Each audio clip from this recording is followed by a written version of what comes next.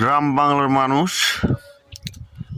বাংলার মানুষ এখন আবাদে নেমেছে। সবাই আবাদে ব্যস্ত।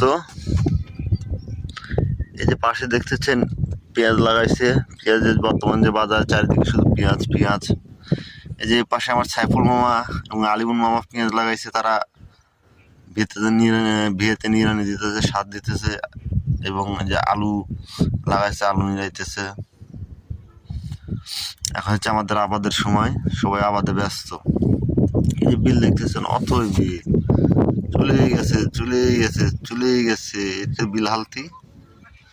এখন ধানের সময়, সবাই ধানের আবাদ করবে।